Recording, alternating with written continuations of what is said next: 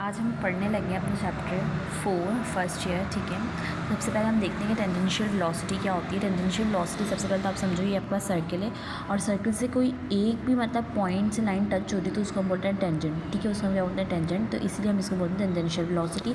और tangential velocity अपने हर point पे क्या करती है, ये 90 डिग्री का एंगल बना दी होती है। टेंजेंशियल वेलोसिटी सबसे पहले तो ये समझो कि वेलोसिटी में या किसी भी चीज़ में दो तरीके से चेंज आता है, या तो उसका डायरेक्शन चेंज होता है या उसका मैग्नीट्यूड। अगर उसका डायरेक्शन चेंज होगा तो वो जाहिर सी बात है चेंज हो रहा है ना वेलोसिटी में चेंज दो तरीके से आ रहा है, या तो उसका डायरेक्शन चेंज हो रहा है या उसका मैग्नीट्यूड चेंज हो रहा है।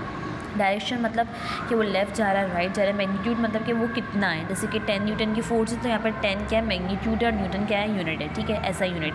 टेंजेंशियल वेलोसिटी में अब वेलोसिटी एक ऐसी वेलोसिटी जो कि क्या नाम है सर्किल के एक पॉइंट को टच करते हुए गुजर रही है, तो ऐसी वेलोसिटी को हमने बोला टेंजेंशियल वेलोसिटी। और अगर उससे मैग्नीट्यूड में चेंज हो रहा है तो जो हमारे पास एक्सीलरेशन प्रोड्यूस होगी वो होगी टेंजेंशियल एक्सीलरेशन।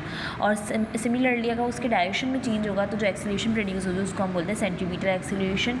सेंटीमीटर एक्सीलरेशन को हम रिप्रेजेंट करते हैं AC से, स्मॉल a बना के C लिख देते हैं। और जो हमारे पास टेंजेंशियल वेलोसिटी उसको हम रिप्रेजेंट करते हैं AT से। ठीक है ना, तो सेंटीमीटर एक्सीलरेशन क्या है, such an acceleration which is produced due to change of direction of tangential velocity called centimetre acceleration. Body can move with uniform circular velocity.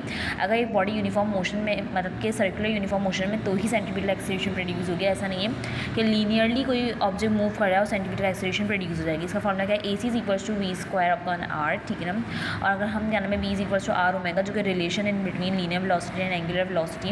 अगर इसको खोल दें v is equals to r omega और v के बदले r omega डाल दें तो r ओमेगा स्क्वायर हो जाएगा, और इसे एक से आपके पास क्या आ जाएगा r ओमेगा स्क्वायर आ जाएगा। ये पहला फॉर्मूला, ये दूसरा फॉर्मूला। और तीसरा क्या है, in terms of time period, ये 10 ईयर में भी बहुत ज़्यादा आया हुआ है। AC is equals to 4π²r/t²। ये क्या नाम है सेंटीमीटर एक्सीलरेशन का फॉर्मूला है in terms of time period.